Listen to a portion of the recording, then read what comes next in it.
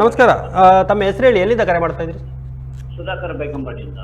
Okay sir, ಯಾವ ಸಮಸ್ಯೆ ಇದೆ? ಮಳೆಗಾಲದಲ್ಲಿ ಏನಾದರೂ ರಾಜಕಾಲುವೆಗಳೆಲ್ಲ ಸ್ವಚ್ಛ ಆಗಿದೆಯಾ, ಹೇಗೆ? ಇಲ್ಲ ಸರ್, ಏನ್ ಗೊತ್ತಾ, ಈಗ 2-3 ಕಿಲೋಮೀಟರ್ ಉದ್ದ ತನಕ ಚರಂಡಿ ಸ್ಲ್ಯಾಬ್ ಹಾಕಿ ಮುಚ್ಚಿಟ್ಟಿದ್ದಾರೆ. ಯಾವ ಭಾಗದಲ್ಲಿ ಹೇಳಿದ್ರಿ? ಅದು Kulai Chitrapura side. Okay okay ಅಲ್ಲಿ ಮುಚ್ಚಿಟ್ಟಿದ್ದಾರೆ. ಕೆಲವು ಕಡೆ ಓಪನ್ ಇದೆ, ಅದರಲ್ಲೆಲ್ಲ ಕಸ ಕೂತ್ಕೊಂಡಿದೆ. ಓಕೆ. ಅದು ನೀರು ಸರಾಗವಾಗಿ ಹರಿಯುವುದಿಲ್ಲ. ಅಂದ್ರೆ 2023ರಲ್ಲಿ ಮಾಡಿದ್ದಾರೆ ಆ ಚರಂಡಿಯನ್ನು, ಅರ್ಧ ಮಾಡಿದ್ದಾರೆ, ಹಾಗೆ ಬಿಟ್ಟಿದ್ದಾರೆ. ಓಕೆ. ಮತ್ತೆ ಅಂದ್ರೆ ಕೆಲವು ಕಡೆ 2-3 ಕಿಲೋಮೀಟರ್ ಉದ್ದಕ್ಕೆ ಸ್ಲ್ಯಾಬ್ ಹಾಕಿದ್ದಾರೆ. ಅದನ್ನು ನೆಕ್ಸ್ಟ್ ಕ್ಲೀನ್ ಮಾಡುವುದಿಲ್ಲ, ಅವರು ಇಷ್ಟು ವರ್ಷದಿಂದ ಮಾಡಲಿಲ್ಲ. ಓಕೆ ಸರಿ, ನನ್ನ ಸಲಹೆ ಏನಂದ್ರೆ, ಮಳೆಗಾಲ ಮುಗಿದ ತಕ್ಷಣವೇ ಸಾಧಾರಣ ನವೆಂಬರ್ ಡಿಸೆಂಬರ್ ಅಲ್ಲಿ ಆ ಚರಂಡಿಯನ್ನು ಕ್ಲೀನ್ ಮಾಡಿದ್ರೆ ಓಕೆ ಆಗ ಕರೆಕ್ಟ್ ಆಗ್ತದೆ. ಯಾವುದು ಮುಚ್ಚಿದ ಚರಂಡಿಯ. ಓಕೆ ಸರ್, ಇನ್ನೊಂದು, ನಾನು ಮಂಗಳೂರು ಹೋಗ್ತಾ ನೋಡ್ತಾ ಇದ್ದೇನೆ, ಈಗ ಪೋಸ್ಟ್ ಮೇಲೆ ಅಲ್ಲಿ ಈಗ ತಡೆಗೋಡೆ ಕಟ್ತಾ ಇದ್ದಾರೆ. ಓಕೆ. ಈಗ ಹೈವೇದ ನೀರು ಹೇಗೆ ಇದು ರಾಜಕಾಲಿಗೆ ಬೀಳ್ತದೆ ಅಂತ ಇಲ್ಲಿ ನಂಗೊಂದು ಡೌಟ್ ಇದೆ ಸರ್. ಓಕೆ ಸರ್, ಈಗ ಕಿರಣ್ ಕುಮಾರ್ ಅವರು ಫುಲ್ ಎತ್ತರ ಮಾಡಿದ್ದಾರೆ ಹೈವೇಗಿಂತ. ಓಕೆ ಓಕೆ, ಗೊತ್ತಾಯ್ತು ತಮ್ಮ ಪ್ರಶ್ನೆ ಗೊತ್ತಾಯ್ತು. ಅಂದರೆ ಹೈವೇಯಿಂದ ನೇರವಾಗಿ ಹೈವೇಯಲ್ಲೇ ಹೋಗ್ತದೆ ಅಂತ ತಾವು ಹೇಳೋದು? ಹೌದು, ಹೈವೇದ ನೀರು ಹೇಗೆ ಚರಂಡಿ ಬೀಳ್ತದೆ ಅಂತ. ಓಕೆ, ಅದಕ್ಕೆ ಅವರು ಕಲ್ವರ್ಟ್ ಮತ್ತು ಬೇಕಾದಂಥ ಹೋಲ್ನ ವ್ಯವಸ್ಥೆ ಎಲ್ಲ ಮಾಡಿದ್ದಾರೆ, ಅದನ್ನು ಅವರೇ ಹೇಳ್ತಾರೆ. ತಮ್ಮ ಪ್ರಶ್ನೆಗೆ ಧನ್ಯವಾದ ಸರ್. ಅವರು ಹೈವೇಯ ನೀರು ಇದೀಗ ತಾವು ಕಲ್ವರ್ಟ್ ಮಾಡಿದ್ರಿ, ತಡೆಗೋಡೆಯನ್ನು ಎತ್ತರವಾಗಿ ನಿರ್ಮಿಸಿದಿರಿ ಅಂತ, ನೀರು ಹೇಗೆ ಹೋಗ್ತದೆ ಅಂತ? ಅಲ್ಲ, ಈಗ ಅದು ಆ್ಯಕ್ಚುಲಿ ಹೈವೇದ ನೀರು ಹೋಗ್ಲಿಕ್ಕೆ ಅಥವಾ ಅಲ್ಲಿಯ ರಾಜಕಾಲುವೆಗಳು ಸಂಪರ್ಕ ಸೇರಿಸಿ ನೇರವಾಗಿ ನದಿಗೆ ಸೇರುವಂಥದ್ದೇ? ಇಲ್ಲ, ಈಗ ನೀರು ಹೋಗುವಂತ ಅಂದ್ರೆ ಈಗ ಹೈವೇ ಒಂದೇ ಲೆವೆಲ್ ಇರಲ್ಲ ಎಲ್ಲ ಕಡೆ. ಓಕೆ. ಅದು ಹೈವೇ ಸ್ಲೋಪಲ್ಲಿ ಇರುತ್ತೆ. ಸೊ ಎಲ್ಲಿ ನೀರು ಕೆಳಗೆ ಇಳಿಬೇಕು, ಎಲ್ಲಿ ಡ್ರೈನಿಗೆ ಇಳಿಬೇಕು, ಆ ಜಾಗದಲ್ಲಿ ಅಂತ ತಡೆಗೋಡೆಯನ್ನು ಕಟ್ಟುವಂಥದ್ದಿಲ್ಲ, ಅದನ್ನು ಇಟ್ಟಿರ್ತಾರೆ. ಆದರೆ ಕೆಲವೊಂದು ಜಾಗದಲ್ಲಿ ಅದು ಹೈವೇ ಮಾಡಿರುವ ರೀತಿ ಸ್ವಲ್ಪ ಹಾಗೆಲ್ಲ ಇದ್ದ ಜಾಗದಲ್ಲಿ ಸ್ವಲ್ಪ ನೀರು ನಿಲ್ಲುವಂಥದ್ದು ಆಗತ್ತೆ. ಅದನ್ನು ಮತ್ತೆ ಅದನ್ನು ಸರಿ ಮಾಡುವಂಥದ್ದು ಹೈವೇ ಅಥಾರಿಟಿ ಅವರು ಮಾಡ್ತಾರೆ. ಅದನ್ನು ಸಮಸ್ಯೆ ಇದೆ, ಕೆಲವೊಂದು ಜಾಗದಲ್ಲಿ ಇಮಿಡಿಯೇಟ್ ಆಗಿ ನೀರು ಸಿಗುವಾಗ ಡಿಸ್ಟರ್ಬೆನ್ಸ್ ಆಗುವಂಥದ್ದು ಇದೆ. ಅದನ್ನೆಲ್ಲ ಸರಿ ಮಾಡುವಂಥದ್ದು ಸೈಡಲ್ಲಿ ಮಾಡುವಂಥದ್ದು ಮಾಡ್ತಾರೆ. ಓಕೆ. ರಮೇಶ್ ಶೆಟ್ಟಿ ಅವರು, ಇದೀಗ ಅಲ್ಲಿ ಕೇವಲ ರಾಜಕಾಲುವೆದ್ದು ತಾವು ಹೇಳಿದ್ರಿ, ಈ ಹಿಂದೆ ಅಲ್ಲಿದ್ದು ರಾಜಕಾಲುವೆದ್ದು ಏನು ನಕ್ಷೆಯಲ್ಲಿ ಇಲ್ಲ ಅಂತ. ಬಟ್ ನೀರು ಹೋದ ಪ್ಲೇಸ್ಗಳೆಲ್ಲ ಅಗಲಾಗಿ ಒಂದು ಇರ್ಬೋದು, ಪೆಡ್ರೆಗೆ ಸಂಪರ್ಕಿಸುವ ಒಂದು ರಾಜಕಾಲುವೆ. ಈಗ ತೋಡುಗಳೆಲ್ಲ ಅಲ್ಲಿ ಕ್ಲೀನ್ ಆಗಿದೆಯಾ? ಇನ್ನೊಂದು ಅಲ್ಲಿ ಒಂದು ಆರೋಪ ಅಂತಂದರೆ, ಒಂದು ಅಗಲವಾಗಿದ್ದ ತೋಡಿಗೆ ಸಣ್ಣ ಪ್ರಮಾಣದ ಕಾಂಕ್ರೀಟ್ ಕಟ್ಟಿ ದರೆ ಮಾಡ್ತಾ ಇದ್ದಾರೆ ಅನ್ನತಕ್ಕಂಥ ಸುದ್ದಿ ಬಂತು, ಯಾವುದೋ ಒಂದು ಲೇಔಟ್ ಪಕ್ಕ. ಅದು ಯಾವ ಲೇಔಟ್ ಬೇಡ ನಮಗೆ. ಹಾಗಾಗಿ ಅದರಿಂದ ಏನಾದರೂ ಈ ಬಾರಿ ಸಮಸ್ಯೆ ಆಗ್ಬೋದಾ? ಅಂದರೆ ಅರ್ಧ ಕಾಮಗಾರಿ ಮಾಡಿದ್ದಾರೆ ಅಲ್ಲಿ ತಡೆಗೋಡೆ ಕಟ್ಟಿರುವಂಥದ್ದು. ಹೌದೌದು, ಅದು ಅಂದರೆ ಅದು ಖಾಸಗಿಯವರು ಮಾಡೋದಾ, ಅಧಿಕಾರಿಗಳೇ ಮಾಡೋದಾ? ಖಾಸಗಿ ಅಧಿಕಾರಿಗಳು ಮಾಡೋದಂದ್ರೆ ಅಲ್ಲಿಯ ಸಾರ್ವಜನಿಕರನ್ನು ವಿಶ್ವಾಸಕ್ಕೆ ತಗೊಂಡು ಮಾಡಬೇಕಲ್ಲ, ಅಲ್ಲಿ ನೆರೆಕರೆಯವರನ್ನು. ಕರೆಕ್ಟ್. ಅದನ್ನು ಬಿಟ್ಟು ಇವರಾಗೆ ಮಾನವಾಧಿಕಾರಿಗಳು ಮಾಡ್ತಾರೆ. ಕೇಳಿದರೆ ಅದು ಹೇಳ್ತಾರೆ ಹಾಗೆ ಉಂಟು ಇದು ಉಂಟು. ಆ್ಯಕ್ಚುಲಿ ಅದು ಸಿಟಿ ಲೇಔಟ್ಗೆ ಅಪ್ರೋಚ್ ರೋಡ್. ಅದು ಅಪ್ರೋಚ್ ರೋಡ್ ಎಷ್ಟು ಅಗಲ ಉಂಟು ಅಂತ ಯಾರಿಗೂ ರೆಕಾರ್ಡ್ ಇಲ್ಲ. ಈಗ ಅಲ್ಲಿ ಅರ್ಧ ರಸ್ತೆ ಕಳೆದ ಮಳೆಗಾಲದಲ್ಲಿ ಎರೋಷನ್ ಆಗಿದೆ. ಹೌದಾ? ಅದನ್ನು ಕಟ್ಟುವಾಗ ಇವರು ಅದರ ಅಡ್ವಾಂಟೇಜ್ ತಗೊಂಡು ಸ್ವಲ್ಪ ಜಾಸ್ತಿ ಎಂಕ್ರೋಚ್ಮೆಂಟ್ ಮಾಡಿ ಕಟ್ತಾ ಇದ್ದಾರೆ. ಅದಕ್ಕೆ ನಾವೆಲ್ಲ ಅದಕ್ಕೆ ಹೇಳಿದೆ, ಅದನ್ನು ಸರಿಯಿಲ್ಲ, ಅದು ಎದುರುಗಡೆ ಮನೆಯವರಿಗೆ ಸಮಸ್ಯೆ ಆಗ್ತದೆ, ಅದು ಎರಡು ಆಗ್ತದಲ್ಲ. ಅದು ಹೇಳಿದೆ, ಇಲ್ಲ ಅದು ಹೀಗೆ ಅಂತ ಹೇಳ್ತಾರೆ. ಈಗ ಸಮಸ್ಯೆಯಲ್ಲಿ ಆಗ್ತದೆ, ಅದರಿಂದ ತಮ್ಮ ಗಮನಕ್ಕೆ ಬಂದಿರ್ಬೋದು ಅದು ಕೂಡ. ಅಂತ ಎನ್ಕ್ರೋಚ್ಮೆಂಟ್ ಅದು ಮಾತ್ರ, ಅದು ಬೇರೆ ಬೇರೆ ಕಡೆ ಆಗಿದೆ, ಬೇರೆ ಕಡೆ ಇಲ್ಲ, ಅದು ಮಾತ್ರ ಫಸ್ಟ್ ಟೈಮ್ ಇದು. ಅದು ಕೂಡ ಸರಿಯಾದ ಹೈಟ್ ಇಲ್ಲ ಅದಕ್ಕೆ. ರೋಡ್ಗಿಂತ ಸ್ವಲ್ಪ ಎತ್ತರನೇ ಆಗಬೇಕು. ನೋಡಿ, ತಡೆಗಡೆ ಕಟ್ಟುವಾಗ ಅದು ಪರ್ಮನೆಂಟ್ ಸೊಲ್ಯೂಷನ್, ಟೆಂಪರರಿ ಇಲ್ಲ. ಅದು ಕಾಂಕ್ರೀಟ್ ವಾಲ್, ಕಾಂಕ್ರೀಟ್ ಇದು ಸ್ಟೀಲ್ ಎಲ್ಲ ಹಾಕಿ ರೋಡೆಲ್ಲ ಹಾಕಿ ಮಾಡ್ತಾರೆ.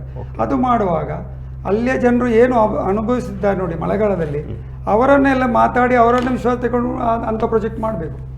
ಇಲ್ಲ, ಯಾರು ಅಧಿಕಾರಿಯಲ್ಲಿ ಎಲ್ಲಿ ಇರ್ತಾರೆ ಮತ್ತು ಪ್ರತಿನಿಧಿಗಳು ಎಲ್ಲೆಲ್ಲಿ ಇರ್ತಾರೆ, ಅವರು ಅದೇ ಆ ಟೈಮ್ನಲ್ಲಿ ಅದನ್ನು ಕಷ್ಟ ಅನುಭವಿಸಿದಿಲ್ಲ ಅವರು. ಓಕೆ, ಅದು ಸಮಸ್ಯೆ ಆಗಿದೆ ಇಲ್ಲಿ.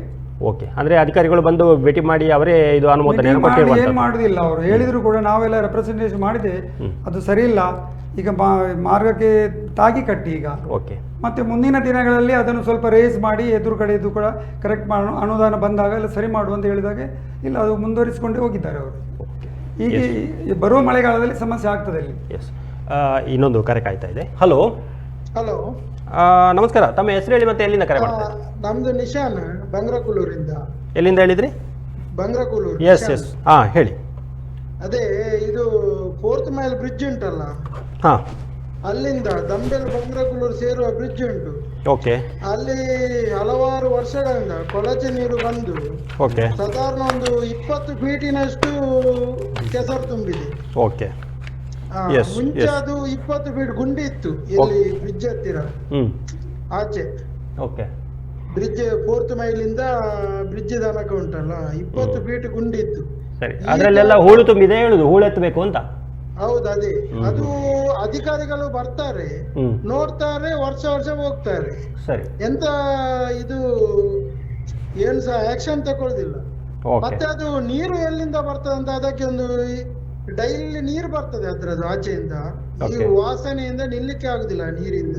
ಓಕೆ, ಕಪ್ಪು ಕಪ್ಪು ನೀರು ಬರ್ತದೆ ಬೆಳಿಗ್ಗೆ. ಅದು ಮುಂಚೆ ಈಗ ಇದಾಕಿ ಗೊತ್ತಾಗುದಿಲ್ಲ ಎಂತ, ಅಲ್ಲಿ ಬ್ರಿಡ್ಜ್ ಹಾಕಿ ತಣ್ಣೀರ್ ಬ್ರಿಡ್ಜ್ ಹಾಕಿ ಅಲ್ಲಿ ಮಣ್ಣು ಹಾಕಿದ್ದಾರೆ. ಓಕೆ, ಅದಕ್ಕಿಂತ ಮುಂಚೆ ಉಂಟಲ್ಲ ನೀರು ಕಡಿಮೆ ಇರುವಾಗ ಫುಲ್ ನೀರು ಬರ್ತದೆ ಆಚೆಯಿಂದ, ಕಪ್ಪು ಕಪ್ಪು ಕಪ್ಪು ನೀರು ಬರ್ತದೆ. ವಾಸನೆಯಿಂದ ನಿಲ್ಲಿಕ್ಕೆ ಆಗುದಿಲ್ಲ ಅದ್ರಲ್ಲಿ.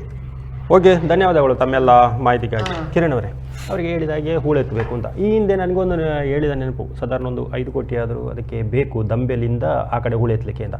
ಅದು ಯಾವ ರೀತಿಯಲ್ಲಿ ಪ್ರೋಸೆಸ್ ಇದೆ ಅದರ ಬಗ್ಗೆ ತಾವು ಕೂಡ ಮತ್ತು ಶಾಸಕರು ಕೂಡ ಭಾಳಷ್ಟು ಅದರ ಫಾಲೋಅಪ್ ಮಾಡಿದ್ರಿ, ಇದುವರೆಗೂ ಆಗಿಲ್ಲ. ಅಂದರೆ ಸರ್ಕಾರದಲ್ಲಿ ಅನುದಾನ ಇಲ್ವಾ, ಏನು ಕತೆ ಏನು? ಈಗ ಒಂದು ಕ್ಲಾರಿಟಿ ಎಲ್ಲ ಯಾರೆಲ್ಲ ನೋಡ್ತಾ ಇದ್ದಾರೆ ಈಗ ಈ ಒಂದು ಚಾನಲ್ ಮುಖ್ಯ ಒಂದು ಕ್ಲಾರಿಟಿ ಕೊಡುವಂಥದ್ದು. ಈಗ ಕೊಟ್ಟಾರ ಚೌಕಿ ನೆರೆ ಬರುವಂಥದ್ದು ಪರಿಸ್ಥಿತಿ ಯಾಕೆ ಆಗ್ತಾ ಇದೆ ಅಂದರೆ, ಈ ಕೊಟ್ಟಾರ ಚೌಕಿ ನೀರೇನಿದೆ ಅದು 4th ಮೈಲ್, ಕೊಟ್ಟಾರ ಚೌಕಿಯಿಂದ ಬರುವಂಥ ರಾಜಕಾಲುವೆ 4th ಮೈಲ್ ಇರುವಂಥ ದೊಡ್ಡದಾದ ರಾಜಕಾಲುವೆ ಕನೆಕ್ಟ್ ಆಗುತ್ತೆ.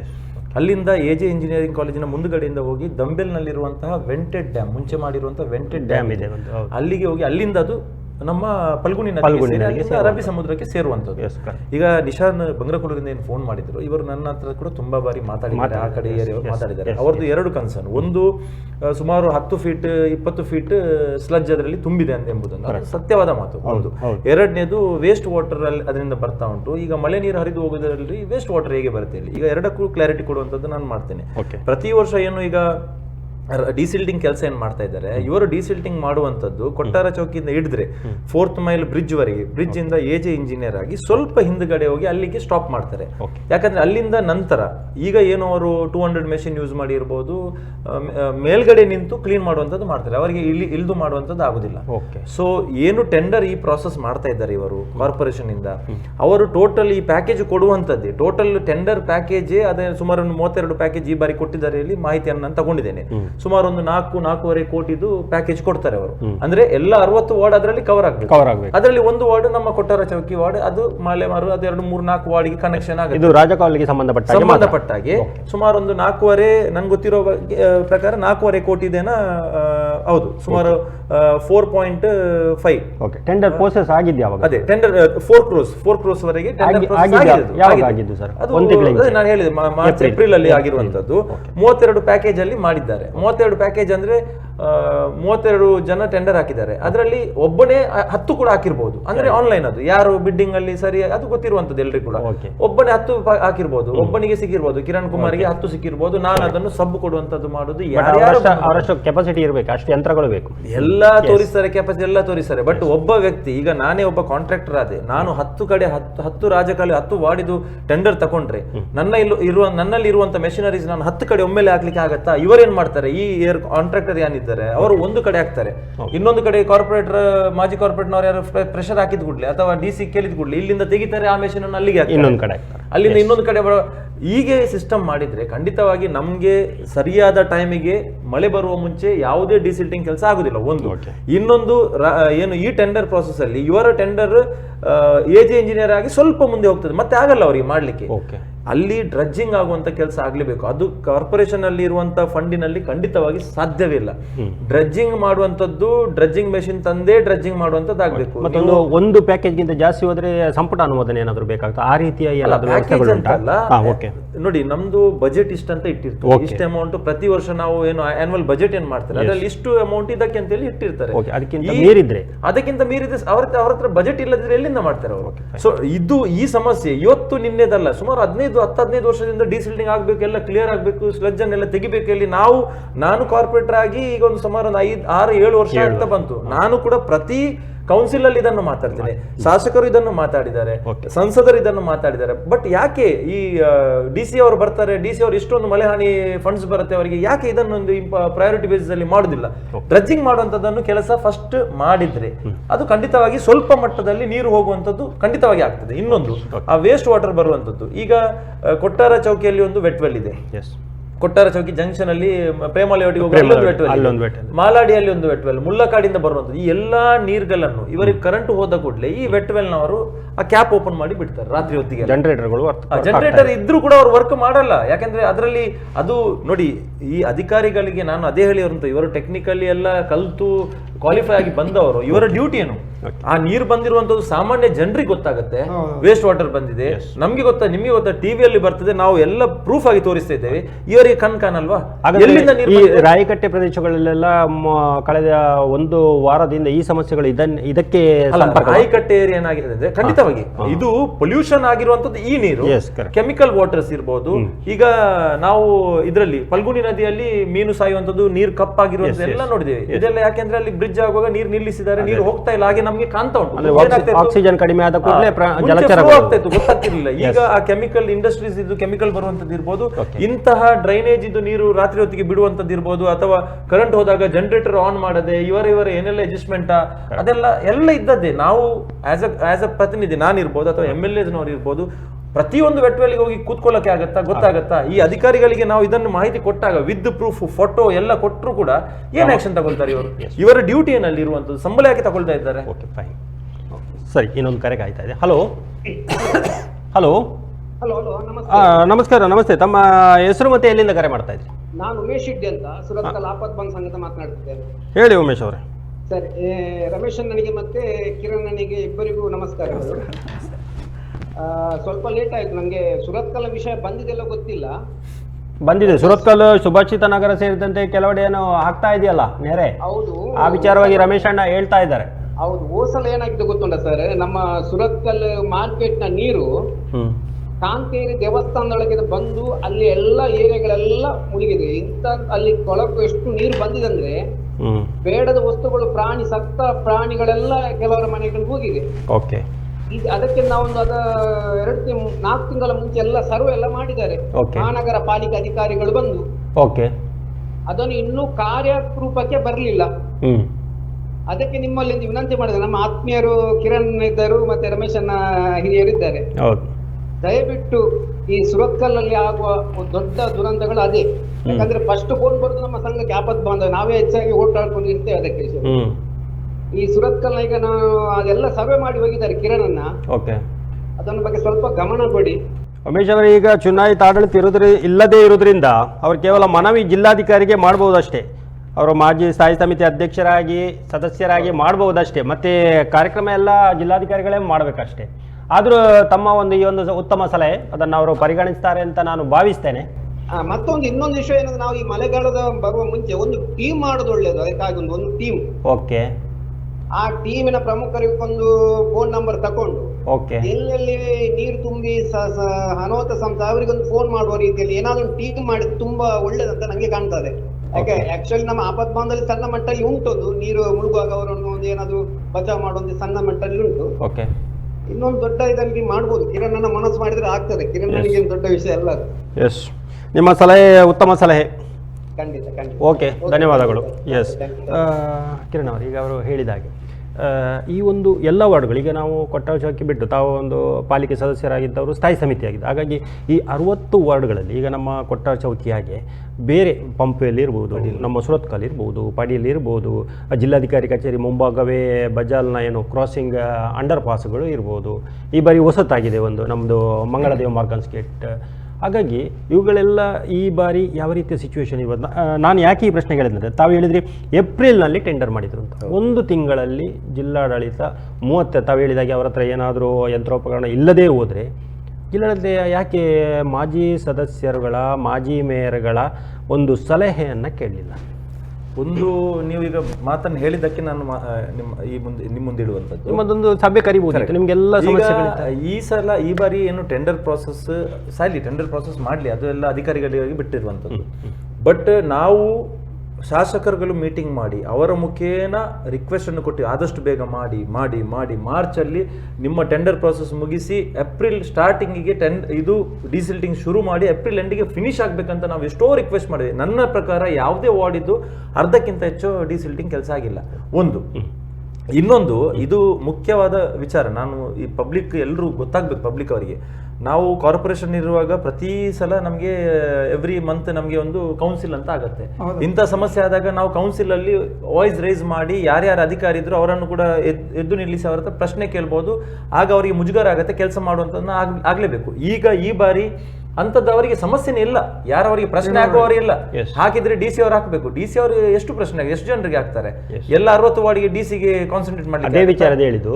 ಈಗ ನಾನು ಅದೇ ಹೇಳಿದ್ದು, ಮಾಜಿ ಸದಸ್ಯರನ್ನ ಕರೆದು ಇಂಥ ಸಮಸ್ಯೆಗಳು ತಾವೆಲ್ಲ ಗಮನಿಸಿದವರು, ಅದ್ರ ಬಗ್ಗೆ ತಮ್ಮ ಸಲಹೆ ತಗೊಳ್ಬೋದಲ್ಲ. ಅವರು ಮಾಡಲಿಲ್ಲ. ಇನ್ನೊಂದು ವಿಚಾರ ಏನಂದ್ರೆ, ಈಗ ನಾನು ಅನ್ನ ಮಾತಾಡೋ ಕೂಡ ಹೊರಗಡೆ ನಾವು ಕೂತ್ಕೊಂಡು ಮಾತಾಡೋ ಕೂಡ ಈ ವಿಚಾರ ಬಂತು. ನೀವು ಕೂಡ ಮಾತು ಸ್ಟಾರ್ಟ್ ಮಾಡುವಾಗ ಸಿಂಗಲ್ ಸೈಟ್ ಆಗಿರುವಂತಹ ಜಾಗ ಬಗ್ಗೆ ಎಲ್ಲ ಸಣ್ಣ ಮನೆ ಬಗ್ಗೆ ಮಾತಾಡಿದ್ರಿ. ಈಗ ನಾನು ಇದನ್ನು ಕೌನ್ಸಿಲ್ ಅಲ್ಲಿ ನಾನು ವಾಯ್ಸ್ ರೇಸ್ ಮಾಡಿ ಇದನ್ನು ಮಾತಾಡಿದ್ದೆ. ಈ ವಿಚಾರ ನೀವು ಯಾವುದೇ ನನ್ನ ಇದನ್ನು ತೆಗೆದು ರೆಕಾರ್ಡ್ ನೋಡ್ಬೋದು. ಅದರಲ್ಲಿ ನಾನು ಅಲ್ಲಿ ಒಂದು ಮಾಹಿತಿಯನ್ನು ಕೊಟ್ಟಿದ್ದೆ. ನಾನು ಈಗ ನಮಗೆ ಈ ಸಿಂಗಲ್ ಸೈಟ್ ಏನು ಕಾನ್ಸೆಪ್ಟ್ ಇದೆ, ಮೂಡದಿಂದ ಸಿಂಗಲ್ ಸೈಟ್ ಮಾಡಿ ಈ ವಿಚಾರವಾಗಿ ನಾವು ಮುಂದುವರಿಸುವ. ಒಂದು ಕರೆ ಇದೆ. ಹಲೋ ಹಲೋ, ನಮಸ್ಕಾರ ಸರ್, ತಮ್ಮ ಹೆಸರು ಮತ್ತೆ ಎಲ್ಲಿಂದ ಕರೆ ಮಾಡ್ತಾ ಇದ್ದೀರಿ? ಪ್ರಸಾದ್ ಬಂಟ್ವಾಳ ಹೇಳಿ. ಎಸ್ ಬಂಟ್ವಾಳ. ಹೇಳಿ ಸರ್. ಯುದ್ಧಕಾಲೇ ಸತ್ಸಾಭ್ಯಾಸ ಅಂತಾರಲ್ಲ, ಎಸ್, ಪ್ರತಿ ವರ್ಷನೂ ಇದೇ ಸಮಸ್ಯೆ. ಹೌದು ಸರ್. ನೋಡಿ, ಮಳೆ ಬರುವುದು 2ನೇ ಕ್ಲಾಸ್ ಮಕ್ಕಳಿಗೆ ಗೊತ್ತಿದೆ ಯಾವಾಗ ಮಳೆ ಬರ್ತದೆ. ಅದಕ್ಕೆ ಮುಂಚಿತವಾಗಿ ನಾವು ಏನು ಕ್ರಮ ತೆಗೆದುಕೊಳ್ಬೇಕು. ಅದೇ ಕಿರಣ್ ಅವರು ಅದೇ ಹೇಳ್ತಾ ಇದ್ರು, ಇವರು ಕೊನೆಯ ಕ್ಷಣದಲ್ಲಿ ಎದ್ದು ಹೇಳ್ತಾ ಇದ್ದಾರೆ ಅಂತ. ಅಂತದ್ದು ಅಧಿಕಾರಿಗಳಿಗೆ ಇಂಥದ್ದೆಲ್ಲ ಕಣ್ಣು ಕಾಣುದಿಲ್ವಾ? S, correct. ಹೋಗ್ಲಿ, ನಮ್ಮ ಇವರಿದ್ದಾರಲ್ವಾ, ಮೇಯರ್ಗಳಿದ್ದಾರೆ, ಅದಕ್ಕೆ ಸಂಬಂಧಿಸಿದ ವಾರ್ಡ್ ನ ಸದಸ್ಯರಿದ್ದಾರೆ, ಅವರನ್ನಾದ್ರೂ ಸಾರ್ವಜನಿಕರಿದ್ದಾರೆ ಅಲ್ವಾ, ಇವರನ್ನ ಮಾಹಿತಿ ಕೇಳಿಕೊಂಡು ಈಗ DC ಹೊಸತಾಗಿದ್ರೆ ಅವರಿಗೆ ಅದರದ್ದು ಹಿಂದೆ ಏನಾಗಿದೆ ಅಂತ ಗೊತ್ತಿದೆ ಅಲ್ಲ. ಅದೇ ವಿಚಾರವಾಗಿ ನಾವು ಮಾತಾಡ್ತಾ ಏನಾಗಿದೆ, 1 ತಿಂಗಳ ಮೊದಲೇ ಕ್ಲಿಯರ್ ಮಾಡ್ಬೇಕಲ್ವಾ, ಚರಂಡಿ ವ್ಯವಸ್ಥೆ ಅದೆಲ್ಲ ಕರೆಕ್ಟ್ ಮಾಡ್ಬೇಕಲ್ವಾ. ಇಷ್ಟರವರೆಗೆ ಕಣ್ಣು ಮುಚ್ಚಿ ಯಾಕೆ ಕೂತಿದ್ದಾರೆ? ಅದು ನಾಗರಿಕರ ಒಂದು ಪ್ರಶ್ನೆ. ನಾವು ಅದೇ ವಿಚಾರದಲ್ಲಿ ಮಾತಾಡ್ತಾ ಇದ್ದೀವಿ. ಧನ್ಯವಾದಗಳು ತಮ್ಮ ಉತ್ತಮ ಸಲಹೆಗೆ. ತಾವು ಏನೋ ವಿಚಾರವಾಗಿ ಈಗ ಅದೇ ಸಿಂಗಲ್ ಸೈಟ್ ಆಗುವಾಗ ಅದು ಕೊಡುವಂಥದ್ದು ಮೂಡದಿಂದ ಸಿಂಗಲ್ ಸೈಟ್ ಮಾಡಿ ಕೊಡ್ತಾರೆ.